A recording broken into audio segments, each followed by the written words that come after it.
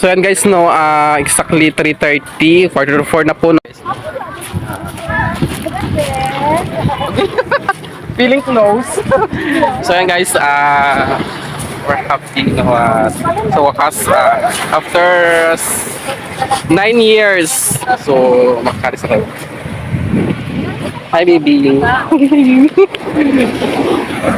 So after 9 years guys, so bali yan yung sasakyan naming pamboat, no. Medyo nga malakas na nga yung ano, yung alon.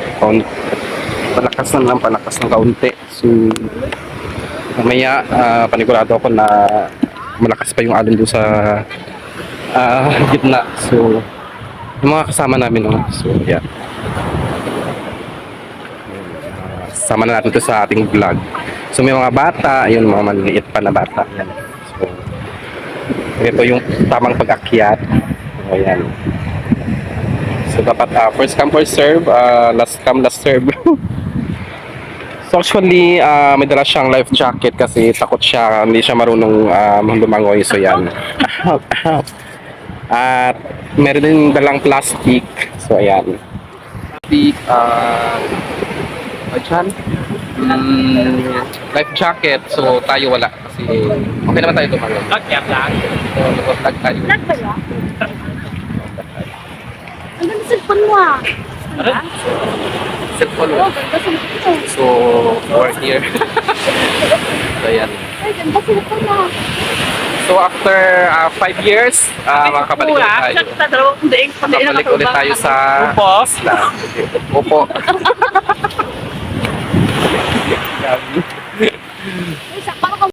So yan guys, no, akit na tayo. Paglit lang, malakas yung alon. Mababasa ako, mabasa yung ano. So yan guys.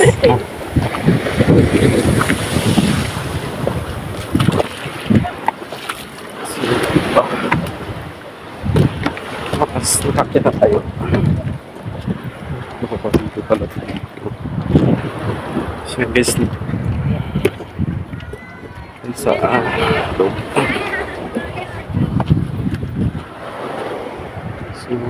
hindi naman siguro tayo.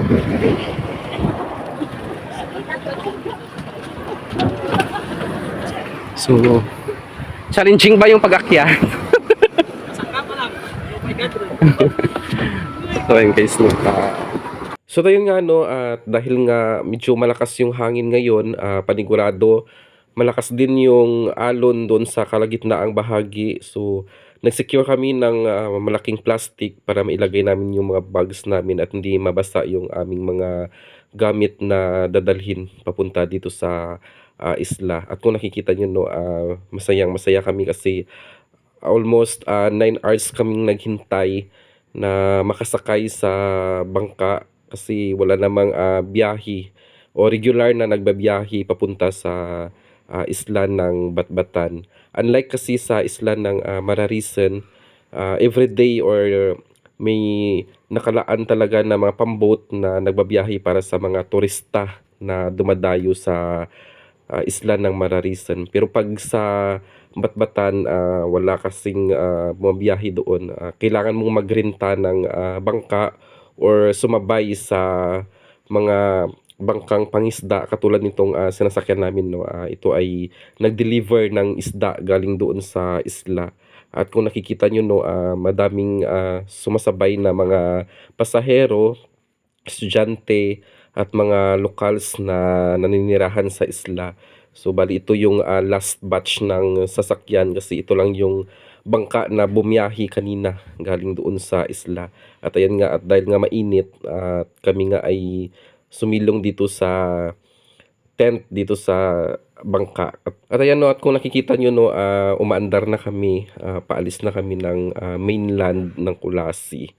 At ayan nga, at ako nga ay nagtitake ng video kasama yung mga kasabay namin na papunta ng isla dito sa galing sa mainland ng Kulasi. At ayun nga, no, napakaganda tingnan ng seawall dito sa bayan ng Kulasi at gawa nga ng inayos talaga ng local government yung seawall dito sa bayan ng Kulasi. Ayan, no, napakaganda tingnan. kapag nandito ka sa gitna ng karagatan. At bukod nga no sa Batbatan Island, meron pang dalawang isla na sakop yung bayan ng Kulasi. Ito ay ang isla ng Mararisen at isla ng Manigin or Manigin Island. So, ulitin na ulit ayun. Nga no at kami ay paalis na ng mainland Kulasi at tinanggal nga ni Kuya kanina yung tent na nakalagay doon sa taas para kung lumakas man yung hangin at hindi kami liparin or sumemplang gawa nga ng napakadelikado kapag ganitong season lalo na at amihan sa ngayong panahon dito sa atin. At napakagaling nga no ng mga batang driver dito. At yan nga si Kuya ay 18 years old laang pero magaling na siyang maniho nitong bangka or pamboat yung tawag namin dito sa amin. So at ayan nga kasama nga natin yung dalawa nating kasamahan sa trabaho, si Mamay at saka si Sir Ronnie. At dito nga no sa harap no kung nakikita nyo, ayan, nagtatagay yung mga taga Batbatan na mga kasamahan natin na papunta doon or pabalik doon sa kanilang isla. At kung makikita nyo no may mga thermos, lutuan, plato. Kasi itong bangka natin ay fishing vessel at ito nga ay ginagamit nilang pangisda doon sa malalayong area lalo na at malapit doon sa Palawan na side. Doon sila lagi nangingisda kaya kailangan nilang magdala ng mga termo, lutuan, kaldero at saka mga plato. At ayun nga no, yung batang driver na yan ay 17 years old laang at napakagaling ng mag-drive. So yan lang po yung isla ng Mararisen. Napakaganda po dyan guys at lalo na at White Beach din yung isla na yan. Kapag ganitong season, summer, mahahalin tulad siya sa Batanes, yung isla ng Mararisen. At bukod nga sa napakagandang tanawin at White Beach, paghapon maganda din doon tumambay sa taas kapag sunset. Napakaganda doon manood ng sunset. At isa sa kinaganda ng Mararisen Island, 24 hours na yung kanilang supply ng kuryente. Gawa nga ng nagkaroon ng malaking project yung private company na nagpo-provide ng kuryente. So naglagay sila ng napakalawak na solar panel para matustusan o maisupply yung kuryente or demand ng mga tao at turista na dumadayo sa isla ng Mararisen. So yung range ng takbo ng o layo ng Mararisen Island mula sa mainland ng Kulasi ay 15 to 20 minutes lamang yung biyahe. At kapag maganda naman yung panahon, 15 minutes is the maximum na tagal ng iyong ibabiyahe mula sa mainland ng Kulas. At ayan guys, no, kung napapansin nyo, no, napakalakas ng hangin at napakalakas ng alon dito sa malapit sa isla ng Batbatan Island. At habang papalapit nga tayo, no, makikita natin dito yung namakagandang rock formation dito sa isla ng Batbatan Island. So ayan no, at kung nakikita nyo, White Beach din yung isla ng Batbatan Island.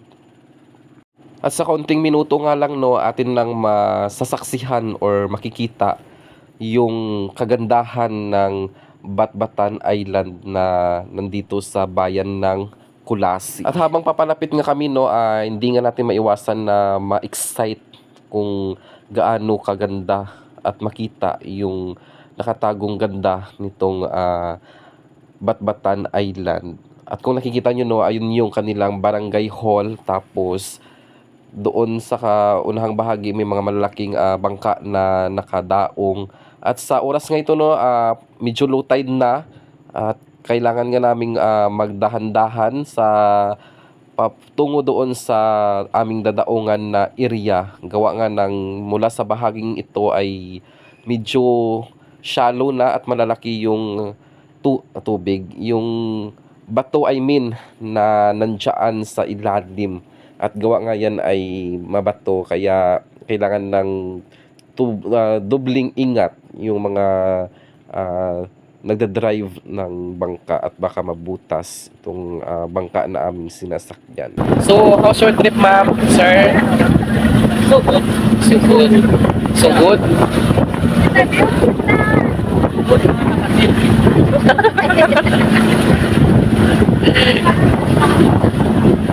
Nagamit mo ba yung pangkapit na kapit ko dyan?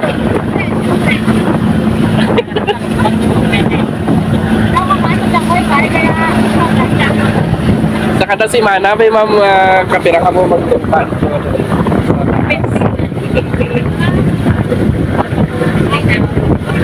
BHW ka, ma'am. Kasama ka dito isang BHW. Tapos ayun, sa likod yung mga estudyante. Yan si ma'am, yan ako din. Ito yung driver. Yun o, patapos din naman sa bagay. Ano mo ba yun? Simula kanina na nangyari sila. Dalawang bata dito sa yan, mga well experienced na mga driver. So, pwede na siyang mag-seaman.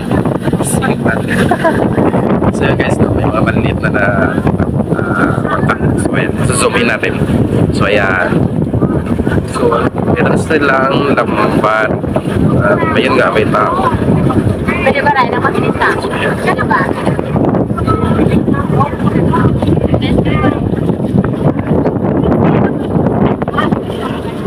So yun, nag-i-interview na si ma'am. Ma-market ka ba? Lalo pa rin.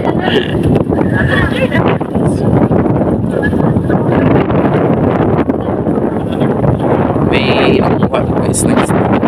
Kuha na natin ang shots. So ayan. Hindi ko lang alam kung anong siguro is dapat ko yun.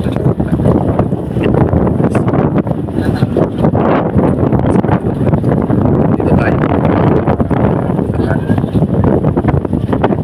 Ito yung bumiya.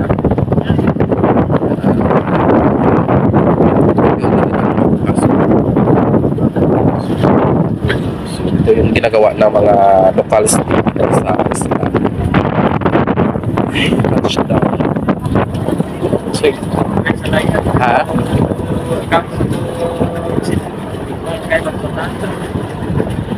Hello.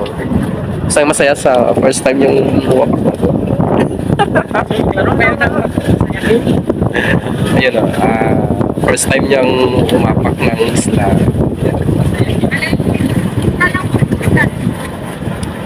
Bibili tayo mamaya. Kasi nga nag-uusap lang yun.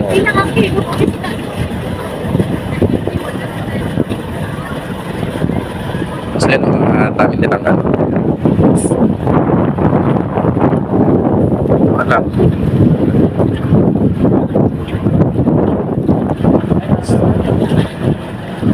Siguro hanggang hindi, okay. Mga dalawa, tatlo, apat, pito, walo. So meron sila may lambat dyan na sa kayo, ayun.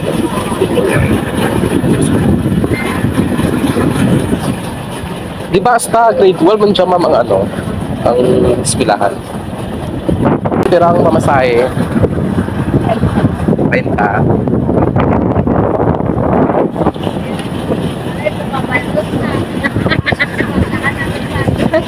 So ito, di ba marami na nga tayo views?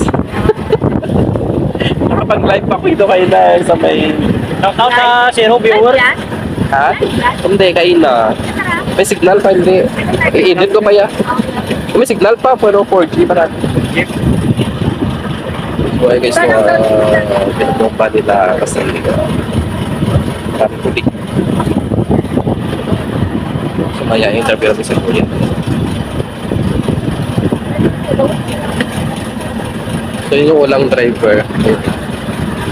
Si Hasil to. Ayun, Hasil. So yan nga, tumigil kami at dito nga ay nagkandak ako ng interview. Pinaidan mo lang, sir. Ilan mo rin, sir? Ang bato. Hindi niya sinasabi yung edad niya. Siguro mga 18, 19.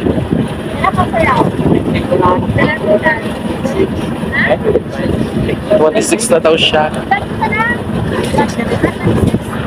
Ay, yung isang driver kaina.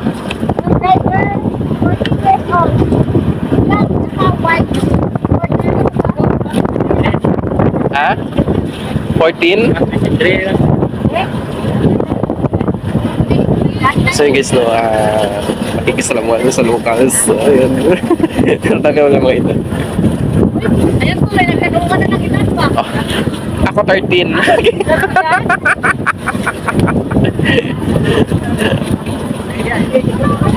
Kaya daw. Ay, ito yung para iba sa vlog natin, bay. Siyempre, Ito po, 26 po. ayan, 26 yung unang driver kayo na. Yun, 19 yung... Ay, 17 pa lang ba yun? Ayun, 14. Hindi yung driver lang tinatanong ko, hindi yung ano, yung... hindi lang yung iba. Driver ba sila? Driver ka ba dyan? Ganda-ganda natin mo na yung... Aden ang driver. Yan sila. Sabi ng driver. Hanapin natin. Aden ang nagdadrive. Yan lang nagdara kang ano, kang nanatagya. Timon. Ano nga niya? Timon. Timon. Timon. Guider. Guider. Sana mag-viral itong video ko at sumaman ka. Yes. Sabay kayo dito. So ayun, yun yung isla ng Marariso. Hindi na siya kita. Kung napapansin niyo guys, may mga ulo na lumilitaw doon. So guys, Ano ba yan? kahapon galit na galit, ngayon masayang masaya. O yung mukha ng galit na galit kahapon, o ayan o. Nasabi daw bakit ngayon pumunta ng isla, yung mahangin. Ayun, hinangin din yung utak niya kagabi. Tanong ko anong oras yung, yung alis daw.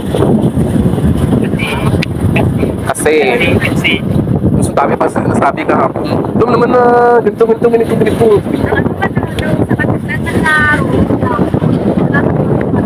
Ayun guys, no, basa na yung gamit. Ay, malita natin nakabasurahan na yun.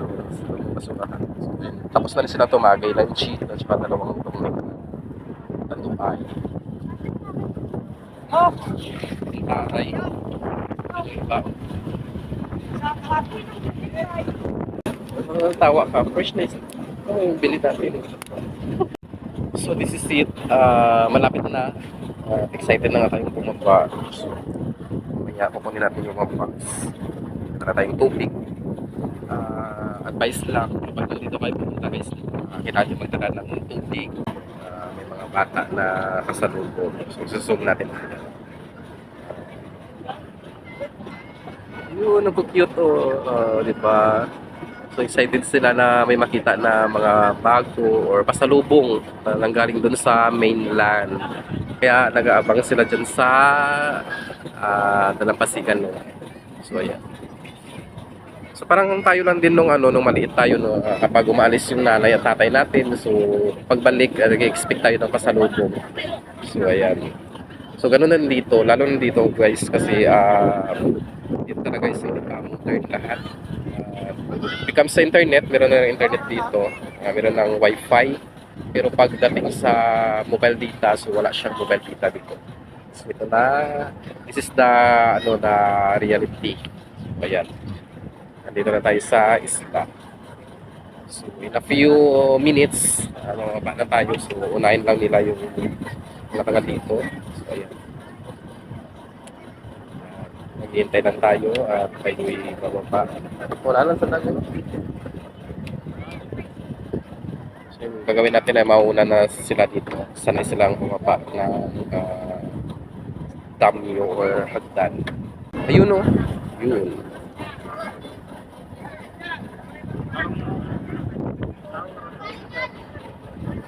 Ha?